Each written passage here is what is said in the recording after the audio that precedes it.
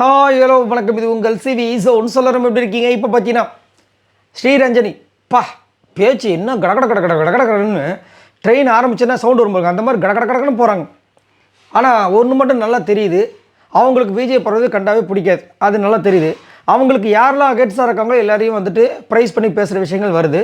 அதுலேயும் குறிப்பாக எனக்கு உன் மேலே பொசசிவ்னஸ் இல்லை, அதாவது உங்ககிட்ட வந்து கேர்ள்ஸுங்க பேசினா அப்படின்னு சொல்லிட்டு அவங்களோட பொசசிவ்னஸ் எல்லாத்தையுமே இறக்கிட்டாங்க. ஸோ பார்வதியை நம்பவே நம்பாத, சாண்ட்ராவை நம்பாத அப்படின்லாம் சொல்லி வச்சுருக்காங்க. மற்றபடி எல்லோரும் நம்பு சூப்பராக சொல்லியிருக்காங்க. பாவம் அமித்தோட கேம் ஏற்கனவே வந்துட்டு ஓட்டு இல்லாமல் இருக்குது.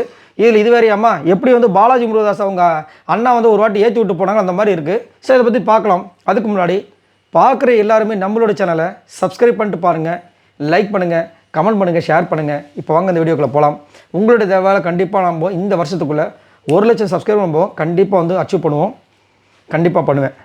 சரி, இப்போ என்னென்னா அவங்க என்னென்ன சொல்லியிருக்காங்கன்றதை நோட் பண்ணியிருக்கேன். அப்படியே கதையாக சொல்கிறாங்க, அநியாயத்துக்கு பேசுகிறாங்க. ஆனால் அவங்களுக்கு பொசசிவ் இல்லைன்றதை நம்ம நம்பணுன்றாங்க. சரி, ஃபஸ்ட்டு வந்து ஷேவ் பண்ணுனாங்க, அது எல்லாருமே சொல்கிற விஷயங்கள் தான். அதே மாதிரி ஒருத்தங்க வந்துட்டு அலறாங்க அப்படின்னா நீ உடனே போய் பக்கத்தில் உட்காந்துரு. நீ என்ன கவுன்சிலிங்க்கு வந்திருக்கீங்க, நீ என்ன கவுன்சிலரா அப்படின்னு கேட்குறாங்க. நீ தனியாக விட்டால் தானே அவங்க வந்து உண்மையிலே என்ன பண்ணுறாங்கன்னு தெரியும். நீ பக்கத்துலேயே உட்காந்தா அவங்க பேசுகிறது உன் மண்டையில் ஏற ஆரம்பிச்சிடும். ஸோ நீ அவங்களை தனியாக விட, அவங்கள முதல் நம்பவே நம்பாத. அதே மாதிரி இவ்வளோ நாள் வந்துட்டு அழுதுகிட்டே இருந்தாங்க. விஜய் சேதுபதி சொன்னவொடனே டப்புன்னு மாறிடுவாங்களா? எல்லாம் யோசிச்சுப்பார். அது ஒரு கேமு. அவங்க எல்லா பிக் பாஸும் கரைச்சி குடிச்சிட்டு உள்ளே வந்தவங்க. அவங்களுக்கு தெரியாதா? அதை முதல்ல தயவு செஞ்சு அவங்க பக்கமே போகாத.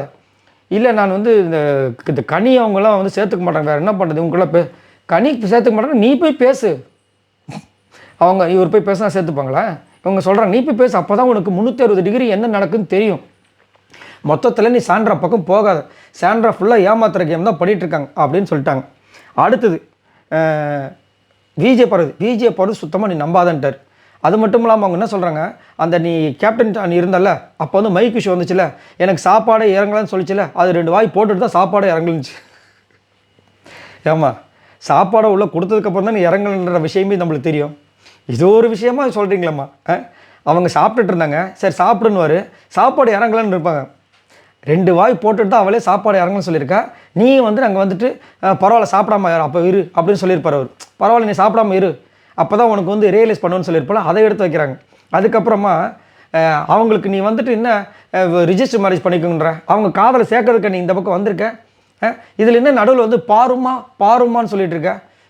எனக்கு ஒன்றும் பிரச்சனை இல்லை, நீ சொல்கிறது ஒரு மாதிரி இருக்குது, அந்த அளவுக்குலாம் சீன் கிடையாதுன்றாங்க. அப்புறம் நீ அவளை எதுக்கு தூக்கி ஆடிட்டு இருக்க? பொசசிவ்னஸ் இல்லைன்றாங்க. எதுக்கு? எனக்கு ஒன்றும் பிரச்சனை இல்லை, அம்மா சொன்னாங்கப்பா அதனால் சொல்கிறேன்.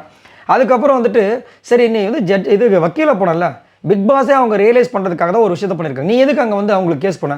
அதுவும் ஒரு பூட்ட கேஸு. அந்த கேஸு உனக்கு நீ வெளியே வேணா, உனக்கு நான் கேஸு வாங்கி தரேன், நீ வக்கீல் மாதிரி வாதாடு, இதெல்லாம் நீ பண்ணாத அப்படின்றாங்க. நிறைய விஷயங்கள். அதே மாதிரி பார்வதி பக்கவா நடிக்கிறா, உன்னை ஏமாத்துறா. சரி எல்லாருமே உன்னை பற்றி பின்னாடி பேசுனாங்கன்னாங்க. பார்வம் பேசுகிறாளா அப்படின்போது பார்வம் பேசுகிறான்னு சொல்லிட்டு யோசிக்கிறாங்க எதை சொல்கிறதுன்னு. ஏன்னா எதுவுமே இல்லையே.